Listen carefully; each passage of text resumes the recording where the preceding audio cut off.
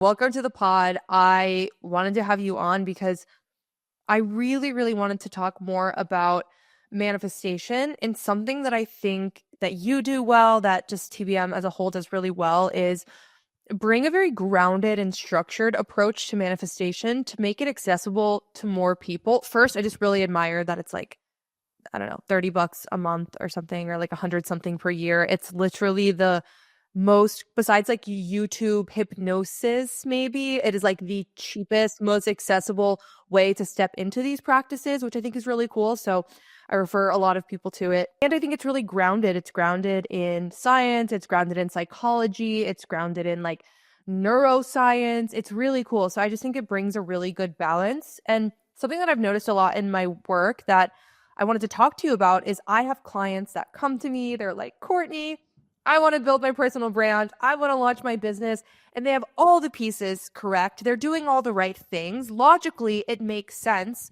But we know that there's a blocker emotionally or somatically that they're just not sure how to uncover. So I really want to explore with you, if you're in that situation, which most people are, what are some of the steps that you can take, and how does manifestation even work? I know that's throwing a lot at you, but yeah, if you're in that situation, what are some first steps that you can take, and how to start thinking about manifestation as a way to reach the next level?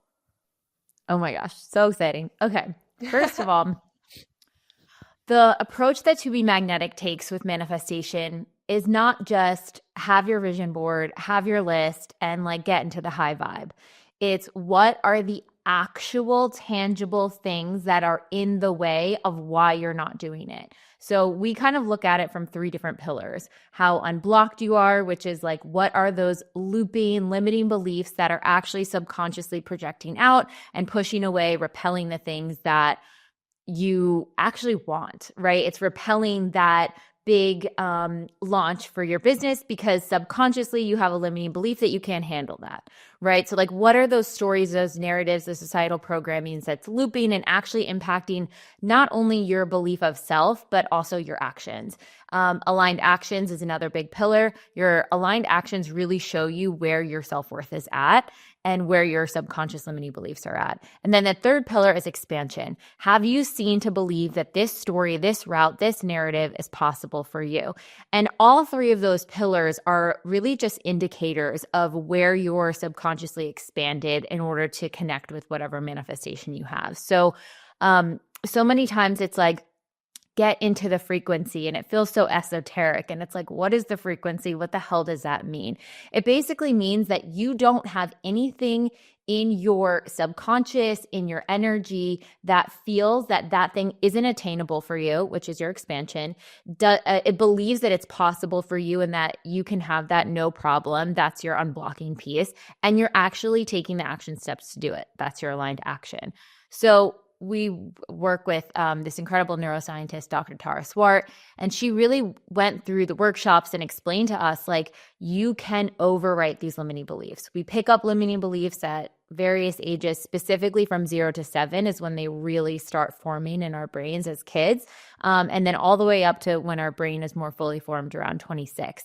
So we have so many stories of, if you do this, you won't be liked or loved. If you do this, your parents will, think you're not doing what you should be doing. School in general is one massive limiting belief, because if you don't like adhere to the schooling system, then you're going to feel like something's wrong with you. And everything we teach at To Be Magnetic is, when you reconnect with your authentic self, like who you came onto the planet as, with your unique gifts, with your unique passions, what you love, and go forth with that unabashedly, like unapologetically, and really believe that you're worthy of pursuing a life in alignment with that, the world opens up for you. So when you talk about someone who is, doing all the right things, it's almost like, from what energy?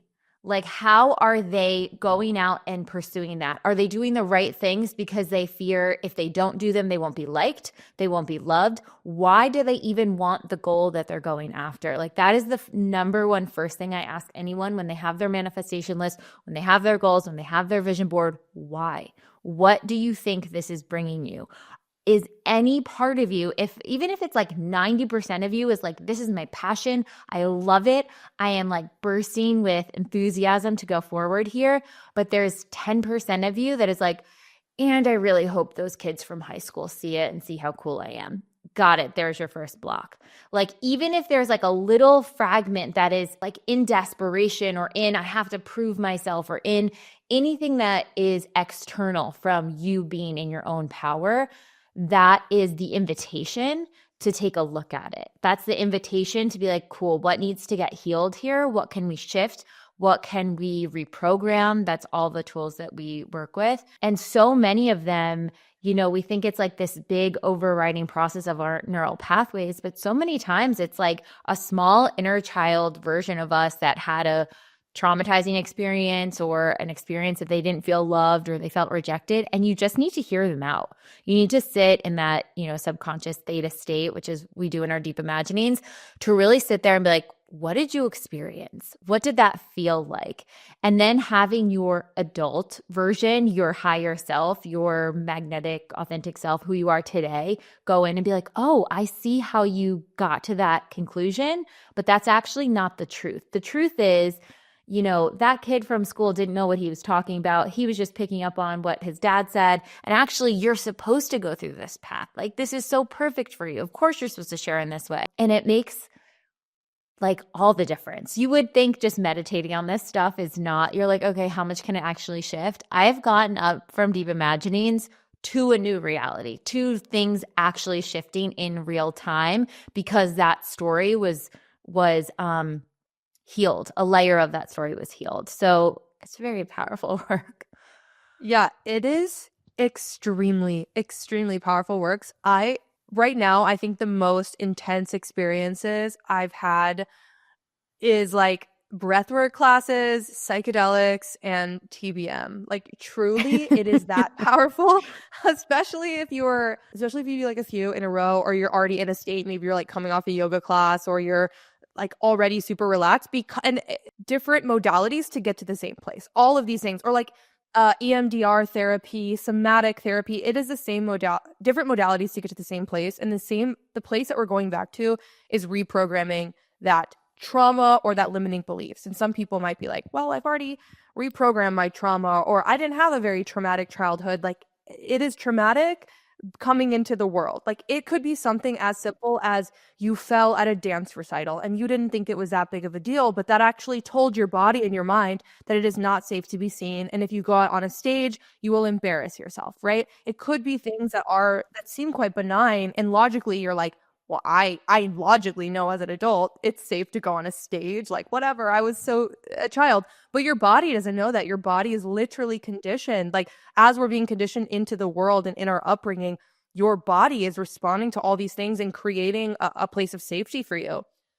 So yeah, I just want to surface that because it is so important, and it goes so fucking deep. Like, guys, get ready to look at like your darkest, deepest wounds and shadows.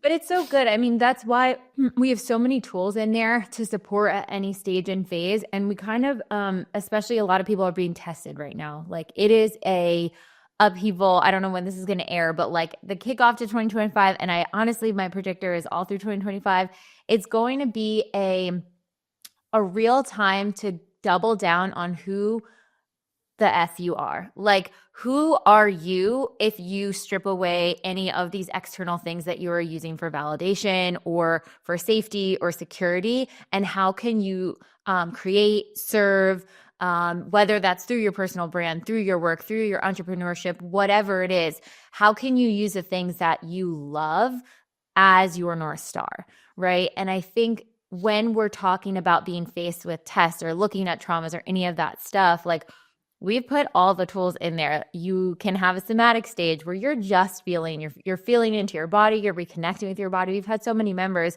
that are like, I've literally never felt into any sensation in my body before. I've never even thought about checking in with that, And then it's like, okay, cool. Now can you validate that your emotions are worthy, that makes sense, that narrative for that little kid makes sense, whatever that storyline was.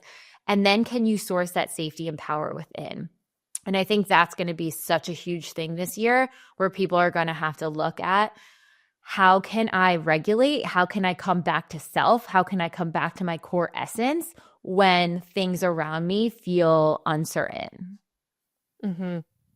Yeah, that's so important. And I agree. I think it's going to be quite a tumultuous year, which is a little scary, but that's okay. We're going to get through it together. We got it. We got it. When there's hard stuff, there's also amazing stuff too. Exactly. Something else I really admire about the platform is that it's iterative. Like, it's not saying, oh, you want to manifest $1 million. Yeah, do it and wake up tomorrow and quit your job and you'll have like this magic thing happens to you. It's not bypassing, and it's not like, yeah, you can switch your entire reality in an instant. You actually can switch your entire reality in an instant, Mhm. but I admire that TBM is so iterative. For example, instead of like, quit your job and all your stability tomorrow, even if you have nothing, and take a big giant deep into entrepreneurship when you have no skills. It's like, no, maybe get a bridge job part-time, work at a coffee shop, build your skills in these ways. And I think that is such a grounded approach that is just a lot more accessible than other programs. Well, it's also, we're trying to build people up to have not only their manifestations that they want, but sustainable success and like actual fulfillment from their manifestations. So many other programs, they're like sourcing the manifestations off like the shiny thing, right? The $1 million, the house in the hills, the blah, blah, blah. It's like, okay, put all that aside. Like, what is in your heart? What truly speaks to you? What lights you up? What's your passion? Start there. And as you're going about getting there, if you are, I don't know, making minimum wage and your goal is to be like fully financially abundant, like you want to be able to travel when you want to travel, you don't want to think about it, whatever, you're not going to wake up tomorrow with $1 million overnight because all of your habits, your beliefs, your expansion is not at that level right now. That's okay. You can absolutely get there. And if that's your desire, you're going to get there. But how can you get there incrementally while growing all of those things at the same time? Because also, if you wake up overnight in that new reality, are you going to be grounded enough to sustain it? Are you going to be are you going to have the tools, the resources to be like, oh, this is what it feels like to operate here. Like, this is what I need to do with my money when I'm here. This is how I pay taxes when I'm, whatever the thing is, you need that expansion to really feel like, ah, yes, okay, it makes total sense that I've arrived here because I've put in all of the layers and steps to get there. Mm-hmm. Yeah, I think a really great example might be like dating or love. If you have a lot of like triggers in relationship and you're trying to manifest your dream partner tomorrow and you do get into that relationship, will you still have those triggers, right? Like, that's a lot of unlearning and undoing.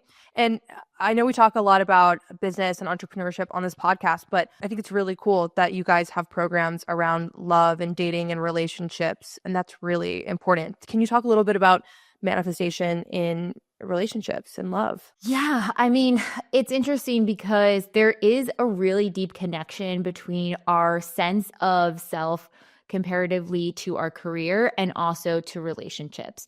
Basically, love and our career or our money or even our home are senses of security and safety for us. So it's how do we relate to feeling worthy of those senses of safety, those senses of security, et cetera? And how do we know that we don't actually need that external thing in order to have that sense of safety? So someone who's manifesting a partner, I mean, one of the inventories we have in our unblocked love is like, look at your past few relationships. If you had a list of all the things that you wanted to manifest in this new dream partner, every single item, and it really felt aligned to you, it wasn't superficial, it wasn't a societal norm, it wasn't because your mom said you should always date a doctor, it's because you really genuinely, it's important to you. And then you look back at everyone you've dated. Where have you settled? Where have you played small? Where have you known that that wasn't the relationship for you, but you didn't get out of it or you didn't take any action to leave because you like the comfort of just having someone around, right? Like that starts to point to what are some of the things that are playing out. I mean, the first question I always ask anyone who is manifesting relationship is like, well, what did your parents model to you? What did you see of the relationship? And even if, let's say, they're happily married, right? Are they happily married, but they don't travel? And you love traveling. That is so authentic to you. You want to be just on the go, go, go. But you saw a happy marriage met at home, lived in the same town your whole life, stay in that town, and whatever. You're going to have a block because your subconscious has never seen that you can have the type of marriage that you want out there. You need expansion. You need to find people that have that loving, committed relationship, maybe that your parents had, but also has the nuanced things that you really, truly love. I mean, my parents were divorced, so there was a whole plethora of things. I was like, okay, if you have this, this, and this, you can't have love, and this won't work, and you can't trust, and people will cheat, and this, I had so many layers to work through. But when you are honest with yourself and it's almost like the whisper beneath the truth. Your initial reaction is like, I don't have trust issues. And then when you're like, let's take a breath. What is that little whisper underneath? Like, do you really not trust people? Like, are you afraid that someone might abandon you or reject you? Let's just look at that because that's all stuff we can work on our own before we're even at the place of manifesting someone else. Mm-hmm. Yeah, I love that you bring up the idea of expansion and expanders. I think that's an amazing cheat code just to have in your back pocket. I think a great example of this is, let's say you want to get your first six-figure job in tech. You want to break into tech, but you don't know anyone that's making six figures in tech. You don't know anyone that's even working in tech. You don't even follow anyone or have anyone in your mind. That's such a foreign concept to you. So tell me about how somebody like that could find an expander for themselves, or even how to think about expanders, what an expander is. So, an expander is someone who is showing your subconscious that it is possible for you. Now, a lot of times we talk about expanders in fragments, right? They have a piece of the elements you want. And when you have enough of them, they essentially become a full expander for you. It's checked enough boxes where you're like, I've seen that person do this and this and this. And what the expanders are showing you is there's something about them that feels familiar to you where they don't feel that different from who you are. And thus, what they have feels attainable for you now. So if you think about this example of a tech expander, well, I wouldn't even, sure, you can write the full expander as someone who works in tech, who makes six figures, who feels familiar to you in some sense. But before that, I would start looking for people who make, let's say you're making 40K. I would look for people who are making 60K, then people making 80K, then 100K. Then I would look for someone who's adjacent to tech and then in tech, and then just slowly build up your arsenal of getting all the edges around the industry and pay attention. Like, what do they do? How do they operate? How did they get into the job that they're in? Someone who's making 100K, how do they operate around money? How do they spend when they go out to a restaurant? Like, there's very small habits that you can notice around these people, how they think about it, what their mentality is, how they're going about what they're doing, even their route to success. It's not like it has to be your exact route, but you're like, oh, that's one way of getting there. Okay, cool. Now I know I can do it. And then as you're taking aligned action, as you're unblocking, as you're doing all of those things, you can become your own expander. So let's say you're going after that career, 100K in tech, but you work in, I don't know, finance, and you are making a decent salary, maybe not 100K in finance. How did you go about getting a job in finance? Because at one point you were a novice. At one point you didn't have a job in finance. It was a brand new field. So how did you go about getting that? And no, it is not the same industry, but that same tenacity, that same resilience, that same adaptability, you can now apply to your pivot. Mm-hmm. Yeah, that's super, super helpful. I think having expanders is such a big cheat code. And one way you can do that is by surrounding yourself with people who have already normalized the goal or parts of the goal. So I always say, like, if you want to maybe get fit, maybe it would not be the best idea to go to a gym where nobody's fit yet. They're all beginners. Maybe it would be a good idea to go to a gym or like a class or something where people are more intermediate. So you can see them and you could say, okay, that's possible for me. You can also do this online. One of the things that I did when I was like, fuck it, I want to start making money, I want to be an entrepreneur, I made a new Twitter account and I only followed people who were female entrepreneurs that were a few steps ahead of me. And I literally made that my whole social media consumption until I started seeing it was possible. So although maybe depending on where you live, depending on what you were trying to call in, it might be difficult to find people in person, you can make a digital ecosystem where you're following these expanders and finding these expanders. 100%. Yeah, we call it your hidden expander account. And you only follow, let's say, 100 people, and it's just private just for you. It's like your Finsta.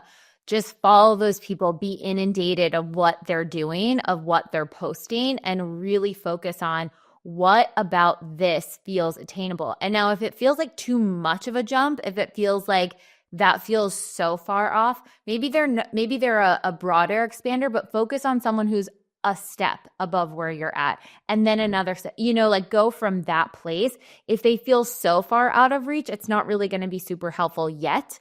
You can have them in mind, but like look at the people who are one step ahead. And obviously like podcasts and interviews and social media helps a ton, but get in person with as many people as you can for expanders, because there is something about physically seeing the other human being. It humanizes them in part because we kind of have these parasocial relationships to people online.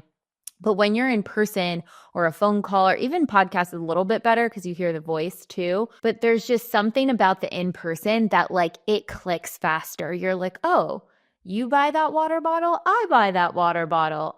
We can both do that. Like it's just a weird connective moment where you can humanize them in a new way and realize like if they can do that, I can 100% do that. Mm-hmm.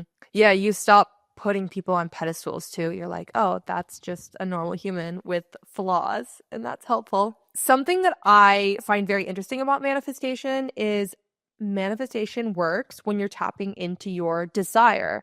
And a lot of times our desires are conditioned. Like we think we want to get married, or we think we want to buy a house, or we think we want to get our PhD, or whatever the goal might be. Like, how do you tap into if you authentically want that thing or if you're being conditioned to want that thing? So I think it takes a little bit of practice. It depends how in tune you are with your intuition. Like the practice of manifestation is really understanding your truth, your intuitive truth, and then acting from that place and kind of dancing with the universe to get what you authentically want. And if you don't have a relationship to your intuition, like your truth versus your ego, then it's going to be a little tricky in the beginning. So I would say for someone who is just starting out, they're like, yeah, I think I know what my intuition is. Think about those ideas that pop into your mind, or those gut feelings, or those pulls, or those calls, we call them pings, that feel like truth, that don't feel scary or fear-based or scarcity-based or like a lack mindset or any sort of like hierarchy. It doesn't feel impulsive, like I have to do this now, I have to do this now. It feels more like a calm knowing, almost like a quiet curiosity. It's like, huh, that feels really interesting. Or, ooh, yeah, that feels good. I mean, you could even practice it on what you want to eat for dinner and notice what pops up. Like, do I want tacos or sushi? And feel how your body resonates to what that truth is. We have a deep imagining called pings that in that DI gives you an exercise to really clock a sensation of truth in your body. So when you have pings, when you have intuitive ideas of what you want to do, or what you want to manifest, or what actions you want to take, you can really feel into, is this true for me? Or does this feel like I'm trying to fit into a norm, or I'm trying to please this other person, or I'm actually lying to myself and like, I don't really want this at all. The more you can tap into your truth, I think the more you can connect to your authenticity, which is going to create magnetism and allow you to manifest. Mm-hmm. I love that. Yeah, a cheat code I have for tapping into that authentic desire is just asking yourself, what would I be doing every day if I had $1 billion a day and I had access to anybody in the world? I had every connection. I didn't have anybody judging me, nobody looking at what I'm doing, nobody seeing what I'm doing, no family, culture influence. I didn't have my partner. Start from zero. Go back to absolute zero. What would you be doing with unlimited resources and no influence? And then you can say, well, yeah, I mean, duh, if I had $1 billion every day, I'd make art every day. I wouldn't be in this job. And then it's like, all right, you would make art every day. Let's think about that. What does that look like? Or maybe it's like, if I didn't have these influences, I would be in a different kind of relationship. Okay, what does that look like? Like when you really stop to think about unlimited access, unlimited resource, you can really tap into that desire because you don't have these programs on top of it. 100%. And I think too, a lot of people, when it's so broad, it's like analysis paralysis. They're like, oh, there's too many options. I don't know. I would even just start with like, you can literally do anything you want tomorrow. You have full access to anything. How would you just spend one day? Like, you don't have to figure out your whole life trajectory or what you want to do forever, but tomorrow, what would you want to do? Like, what would feel so exciting and good to you? And if there's any semblance of a should in there, like I should do blah, blah, blah, blah, blah, cut it out. What do you want to do? Like, try to get in touch with that energy as much as possible. Yes, one of my cheat codes is eliminate the word should from your vocabulary completely. Completely. Like, there is nothing we should do. We are making a choice for everything. And when you say the word should, you are being kind of in victim mode. You're being I'm being forced to do this. And of course, there are things that you need to do. You need to feed yourself or you'll die. But you can still change the word to I get to. I get to eat an amazing lunch. I get to take a shower and feel really good. When you take out the word should, I swear to God, your life transforms. It really does. It really does, because it shifts you into understanding that exactly what you said, everything you're doing is a choice, is a decision. Like, one of the biggest ways we talk about if people have resentment or feel in that victim mindset or feel limited or feel in scarcity, it's like, okay, let's take the power back. What is one decision you can make right now? You have the ability to make right now that is going to be in alignment with your abundance, with your authentic self, with your manifestations. Like, really looking at, I do have choices in this situation. I might not like all my choices, but I do have choices to make. Definitely. And yeah, those choices might have consequences, positive or negative, but you still have choices. Like you might say, well, Courtney, I am not consenting to, I don't know, following the law. It's like, actually, you are. You are agreeing to that. You are choosing to do that. And if you don't, yes, there are consequences.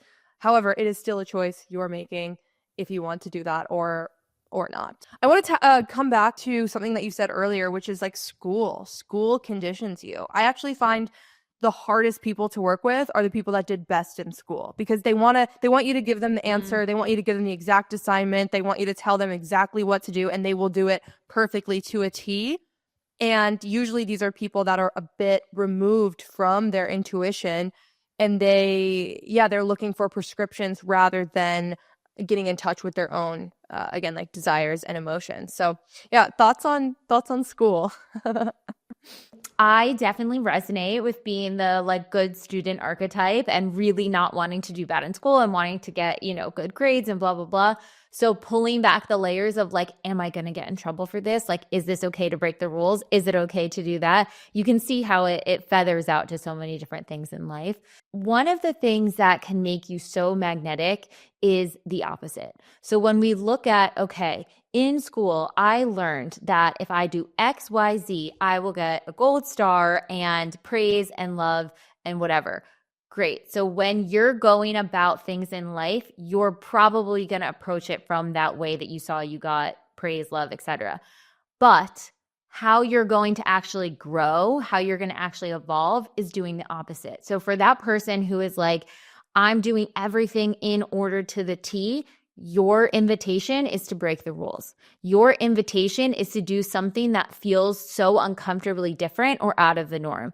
It's to look at the rules and be like, I'm going to skip that one, or I'm going to do it this way, or I'm actually going to totally innovate on whatever this is and trust that if that feels good to me, that is right for me. And then in the inverse, right? If you're someone who's never listened to rules, you've always beaten on your own path and done your own thing or whatever, you're going to try to follow a little bit of a plan. You're going to actually try to put those parameters in. And it's not saying to get rid of your magic, right? Because each person has different magic in the way that they are programmed. It's keeping the essence of that, but getting yourself out of your comfort zone of where you might be stuck.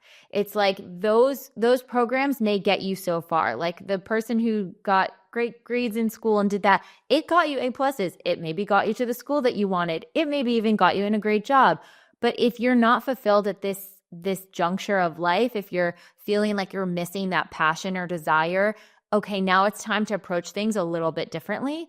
And know that when we do it differently, it doesn't make us wrong. It actually gives us our superpower because it gives us a new way of operating, a new way of being. Mm-hmm. Yeah, that's so, so helpful. I read somewhere, I think maybe it was in Big Magic or some book, where it posed the question of what would you do if you were a bad girl? Start to write down everything that you would do if you were a bad, bad girl. And like, as I was doing this exercise, everything I was writing down was like, I would get a cleaner for my house. And then I'm like realizing, wait, why do I think that's being a bad girl? It's because I'm not doing the task. Or I think something else I wrote is like, I would go to the spa more.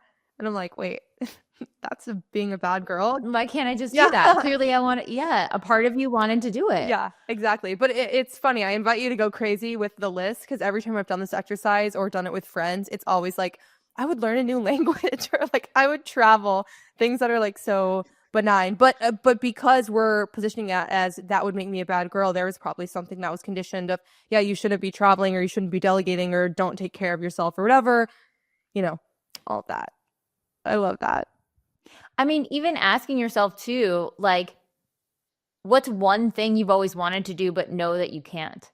Or for some reason assume that that's not possible or you can't do it. Whatever that answer is likely on the route to the exact thing that you should be doing, the exact thing that is going to give you that life force vitality that's going to help align you with whatever your manifestation is. I love that. That is so, so helpful. Okay, we are going to wrap up here. I'm curious if you have any other cheat codes or if there's something that we didn't mention that you think would be valuable for the audience. Another aspect of the TBM manifestation work that I think is really helpful, that's very, very different, I haven't heard it in any other manifestation method before TBM, is tests. And tests are a way of working with that aligned action. It's like pinging back to your belief system as you're unblocking things and working through them. It's kind of like, okay, are you ready to not settle?